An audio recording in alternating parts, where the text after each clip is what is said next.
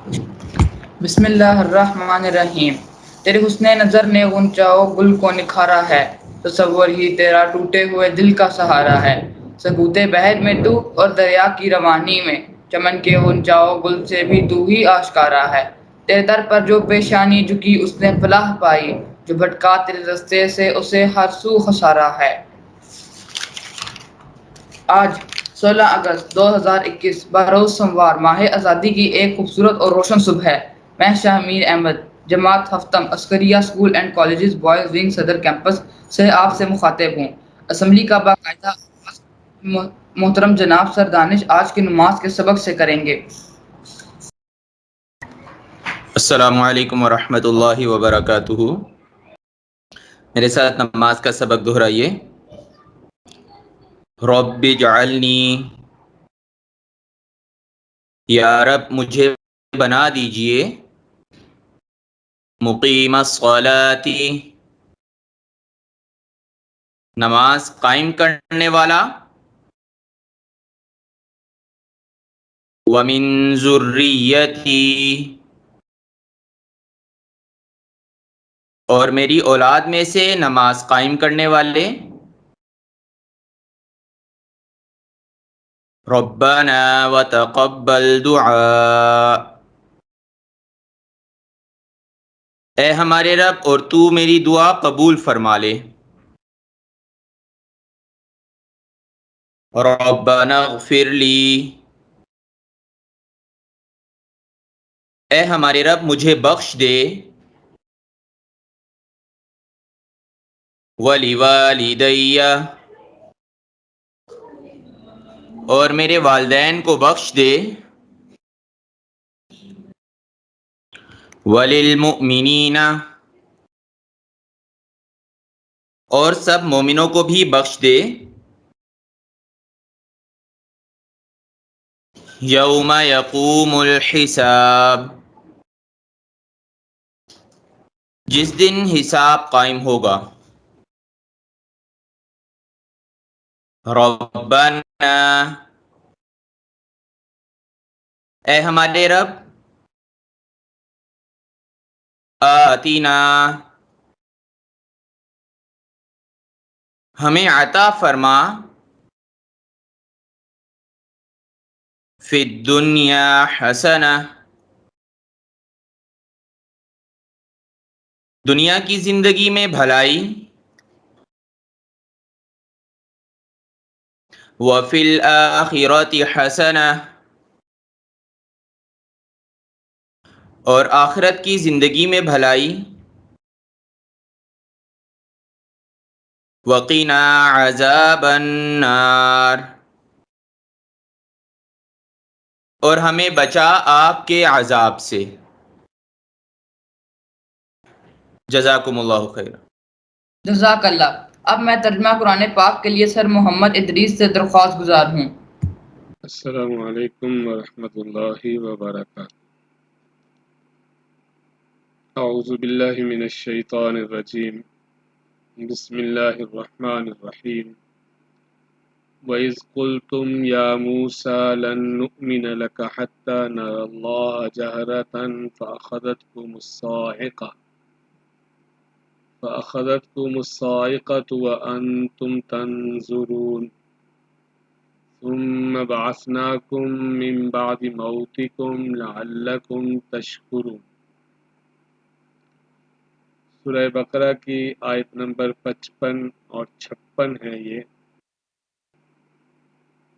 اللہ تبارک و تعالی نے ارشاد فرمایا، واؤ اور اس جب، قل تم کہا تم نے، یا موسیٰ اے موسیٰ، لن نؤمن ہم ہرگز آپ پر ایمان نہیں لائیں گے، ہم ہرگز آپ کی بات کا یقین نہیں کریں گے، آپ کی بات کی تصدیق نہیں کریں گے، لکا آپ کی، حتی یہاں تک کہ نر اللہ ہم دیکھیں اللہ کو جہرتاً کھلی آنکھوں سے، کھلم کھلا۔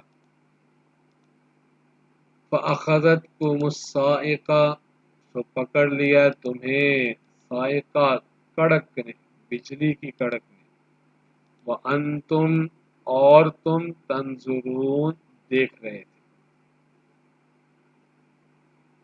اللہ تعالیٰ نے موسیٰ علیہ السلام کو کتاب عنایت فرمائی، اور موسیٰ علیہ السلام جب وہ کتاب کوہ طور سے کتاب لے کے واپس قوم کے پاس آئے تو ایک تو وہ بات پیش آئی کہ انہوں نے پیچھے بچھڑے کو پوجنا شروع کر دیا تھا،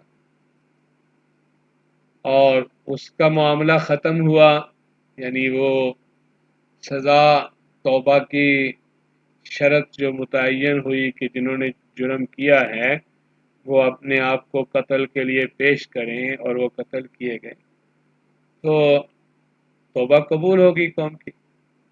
اب اس کے بعد کتاب سامنے آ گئی ہے، اور کتاب میں تو احکامات ہیں یقیناً، اور وہ احکامات تو انسان کے لیے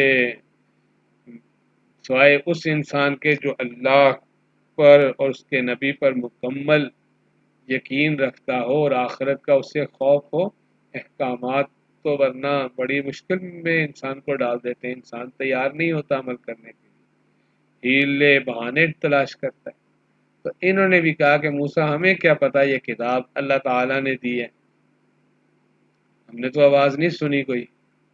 تو موسیٰ علیہ السلام نے ان میں سے 70 آدمیوں کو، بلکہ اثر میں بعض مفسرین نے لکھا ہے کہ 72 آدمیوں کو، 12 ان کے قبیلے تھے، ہر ایک میں سے 6 آدمیوں کو انہوں نے چنا کہ چلو میں تمہیں کوہ طور پر لے چلتا ہوں، اور اللہ تبارک و تعالیٰ سے درخواست کرتے ہیں کہ اللہ تعالیٰ کا کلام تمہیں بھی سنے اور تمہیں پتہ چل جائے، یقین آ جائے کہ یہ کتاب اللہ کی ہے۔ ان میں سے 2 آدمیوں نے حضرت یوشع اور حضرت غالب نے کہا کہ جی ہمیں تو آپ کا یقین ہے، ہم جو آپ فرماتے ہیں وہ بالکل درست ہے۔ یہ وہی 2 حضرات ہیں جنہیں بعد میں اللہ نے نبوت سے بھی سرفراز فرمایا۔ تو ان 2 کو تو موسیٰ علیہ السلام نے چھوڑ دیا، اور 70 آدمیوں کو لے کے کوہ طور پر تشریف لے گئے اور درخواست کی اللہ تعالیٰ سے۔ اب اللہ تعالیٰ نے اس درخواست کو قبول فرمایا اور اللہ کا کلام انہیں سنائی دیا، لیکن اس کے بعد انہوں نے ایک اور حرکت کی جس کا یہاں ذکر ہے کہ موسیٰ ہم کیسے مان لیں، تو آپ کی بات نہیں مانتے، یہ کہ آواز واقعتاً اللہ تعالیٰ کی ہے، اللہ تعالیٰ کا کلام ہے، تو ہم تو نہیں مانتے، تو لہٰذا ہم تو اس وقت تک یقین نہیں کریں گے جب تک ان کھلی آنکھوں کے ساتھ ہم اللہ تبارک و تعالیٰ کی زیارت نہ کر لیں، اور یہ معاملہ دنیا میں ممکن نہیں ہے، اللہ نے یہ رکھا ہی نہیں نظام۔ آخرت میں اس دنیا کے بعد جب اللہ کے ہاں حاضری ہوگی تو وہاں تو انسان اللہ تعالیٰ کی زیارت کریں گے۔ اسی لیے ایک روایت جو جامع صغیر میں نقل کی گئی ہے، اس میں حدیث میں یہی آتا ہے کہ انکم لن تروا ربکم عز وجل حتی تموتوا، تم اللہ تبارک و تعالیٰ کی زیارت نہیں کر سکتے یہاں تک کہ تم مر جاؤ۔ موت کے بعد قیامت میں جب اٹھے گا، جس کو قرآن نے بھی ذکر کیا، وجوہ یومئذ ناظرۃ الی ربها ناظرہ، کہ اس دن کئی چہرے تر و تازہ ہوں گے اور اپنے رب کا دیدار کرنے والے ہوں گے۔ تو وہاں تو دیدار ہوگا، جیسے معراج میں جناب نبی کریم علیہ السلام کو دیدار ہوا، تو وہ اس دنیا میں نہیں تھا۔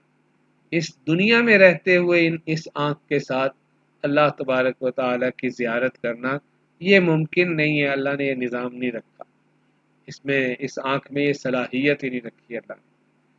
تو اب ان کا یہ سوال تو بہت بڑی بد تہذیبی تھی اور ڈھٹائی تھی، اور یقیناً اس پہ پھر پکڑ آنی تھی۔ تو اب جب انہوں نے کہا کہ موسیٰ ہم ہرگز آپ پر یقین نہیں کریں گے، آپ پر ایمان نہیں لائیں گے، کہ یہ جہاں تک کہ ہم اللہ تعالیٰ کو کھلم کھلا سامنے دیکھیں، بس اس کا نتیجہ کیا نکلا؟ اللہ کہتے ہیں فَأَخَذَتْكُمُ الصَّاعِقَةُ، تو پکڑ لیا تمہیں صاعقہ نے۔ صاعقہ کہتے ہیں کسی زوردار دھماکے کی آواز جو ہوتی ہے فضا میں، وہ اسے صاعقہ کہتے ہیں اصل میں۔ اور قرآن میں یہ 3 مختلف معانی کے لیے استعمال ہوا ہے۔ موت کے معنی میں بھی آیا ہے، قرآن نے کہا ہے فَصَعِقَ مَن فِي السَّمَاوَاتِ وَمَن فِي الْأَرْضِ، تو یعنی جو لوگ بھی آسمان میں ہیں اور جو زمین میں ہیں، سب کے سب مر جائیں گے۔ اور اسی طرح عذاب کے معنی میں بھی قرآن میں آیا انذرتکم صاعقۃ مثل صاعقۃ عاد وثمود، کہ تمہیں میں ڈراتا ہوں اس عذاب سے جس طرح کا عذاب قوم عاد اور قوم ثمود پر آیا تھا۔ اور اسی طرح صاعقہ کڑک کے معنی میں بھی بجلی، جس میں بجلی جب چمکتی ہے تو اس میں کبھی کبھی زوردار آواز بھی ہوتی ہے، تو وہ بجلیاں جس میں آواز بھی ہو، کڑک بھی ہو، اس کے معنی میں بھی قرآن میں اور جگہ بھی آیا ہے، یہاں بھی اصل میں اسی معنی میں آیا ہے۔ قرآن نے کہا وَيُرْسِلُ الصَّوَاعِقَ فَيُصِيبُ بِهَا مَن يَشَاءُ، وہی بجلیاں بھیجتا ہے پھر جس پر چاہتا ہے گرا بھی دیتا ہے۔ تو لیکن ان تینوں معنی پہ اگر آپ غور کریں گے تو اس میں اصل معنی پیچھے جو ہے وہ وہی ہے کہ تیز زوردار دھماکے جیسی آواز ہو۔ تو اللہ نے فرمایا اس بجلی کی کڑک زوردار آواز کا عذاب تم پہ آیا، اور تم تنظرون، تم دیکھتے رہ گئے، کیا کر سکتے تھے، تمہارے دیکھتے ہی دیکھتے یہ کام ہو گیا اور یہ سارے کے سارے مر گئے۔ یہی بات ہے کہ موسیٰ علیہ السلام کے لیے یہ پریشانی کا باعث تھا کہ وہ قوم سے آدمی چن کے لے کے آئے تھے، اور اب اگر یہ آدمی مر گئے ہیں واپس جائیں گے موسیٰ علیہ السلام تو قوم تو کہے گی کہ آپ ہمارے آدمی لے گئے اور مروا کے واپس آ گئے۔ تو موسیٰ علیہ السلام نے دعا کی اللہ تعالیٰ سے، تو اللہ تعالیٰ نے فرمایا ثم بعثنا، پھر ہم نے تمہیں زندہ کر دیا، اٹھا دیا تمہیں۔ اللہ نے پھر مہربانی کی، وہ مرنے کے بعد بھی انہیں اگرچہ بعض روایات میں یہ بھی آیا ہے کہ وہ موت نہیں تھی، لیکن مفسرین کی اکثریت کی رائے یہی ہے کہ موت تھی، اللہ کے لیے کیا مشکل ہے، جیسے اگلے پارے میں عزیر علیہ السلام کا واقعہ آئے گا کہ اللہ تعالیٰ نے انہیں 100 سال کے لیے ایسی کیفیت دے دی، اور جب اٹھایا تو پھر ان سے پوچھا کہ آپ کتنا عرصہ یہاں رہے، کم لبثت، تو انہوں نے کہا لبثت یوما او بعض یوم، میں ایک آدھ دن یہاں رہا ہوں۔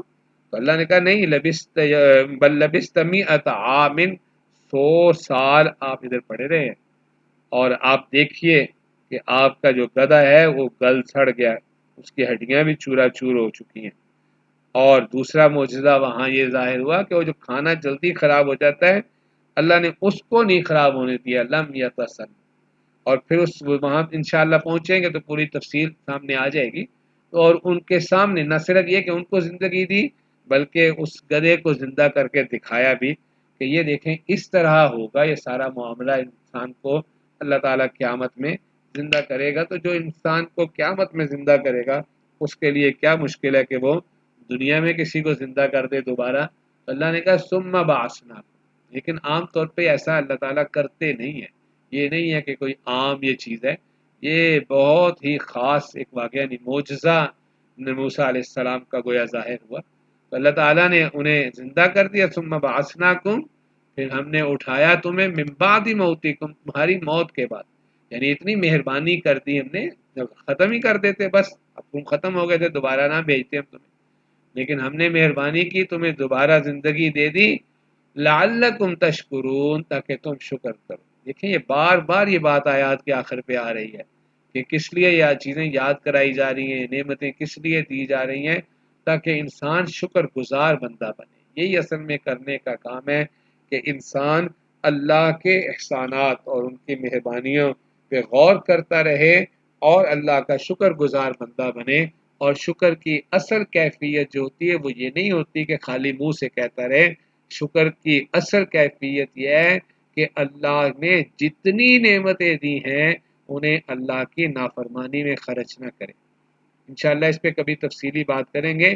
ایک بات صرف عرض کر دیتا ہوں، مثلا اللہ تعالیٰ نے صحت دی ہے، جوانی دی ہے، تو اس کو اللہ کی نافرمانی میں نہ لگائے، اللہ کی فرما برداری میں اور اس کے احکامات کو بجا لانے میں خرچ کرے، یہی اصل میں شکر ہے۔ اللہ تعالیٰ ہم سب کو سمجھنے کی اور صحیح راہ پہ چلنے کی توفیق عنایت فرمائے۔ السلام علیکم ورحمۃ اللہ وبرکاتہ۔ جزاک اللہ۔ آج کے پیغام کے لیے میں جماعت ہفتم سے محمد عبد الرحمان کو دعوت دیتا ہوں۔ بسم اللہ الرحمن الرحیم۔ شکریہ شامیر۔ یہ سن 1947 ہے۔ بوڑھا کرم بخش اپنی جوان سالہ بیٹی زینب لاٹھی ٹیکی بیوی رابعہ اور 2 نوخیز جگر گوشوں کے ہمراہ امبالہ سے لاہور کی جانب رواں دواں ہے۔ پاؤں فگار، لباس تار تار اور روح زار زار۔ بوڑھے کی داڑھی اور جوانوں کے سر خاک سے لد گئے۔ حاصل زیت لٹ چکا مگر امید کی روشن مشعلیں، خوبصورت صبحیں اور حسین شامیں قافلے کا زاد راہ ٹھہریں۔ لاہور چند کوس کی مسافت پہ ہے، دل تابندہ آرزوؤں کا روشن شبستان بنتے جا رہے ہیں۔ ناگہاں کارواں کے راہیوں پہ قیامت صغریٰ بیت گئی۔ خوخار سکھوں کے جتھے بوڑھے کی جواں امنگوں کے راستے میں حائل ہو گئے۔ اس کے بچے اس کی آنکھوں کے سامنے لہو رنگ ہو گئے اور چیختی چلاتی کرلاتی زینب کی دردناک صدائیں دور تک سنائی دیتی رہیں۔ زخموں سے چور رابعہ دم توڑ گئی اور صدیوں کی دھول چھانتا کرم بخش جب پتھرائی ہوئی آنکھوں میں آنسو لیے لاہور پہنچا تو اس کی زبان پر بس ایک ہی جملہ رواں تھا: آزادی آگ اور خون سے نکل کر ملتی ہے، آزادی آگ اور خون سے نکل کر ملتی ہے۔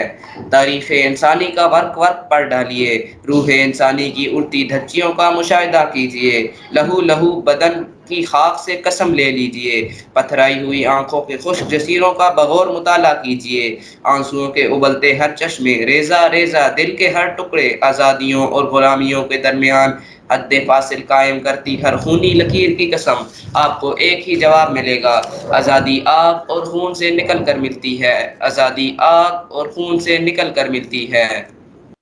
محترم سامعین، انسان اور انسانی فلسفہ بھی عجیب ہے۔ انسان ہی انسانی شکارگاہیں تیار کرتا ہے اور انسان ہی انسانی آزادیوں کا علم بردار ٹھہرتا ہے۔ اس میں شک نہیں کہ آزادی اور غلامی 2 جدا جدا راہیں اور الگ الگ راستے کی حامل رہی ہیں، جن میں ایک کو حق اور دوسری کو باطل کہہ ڈالنے میں کوئی باک نہیں۔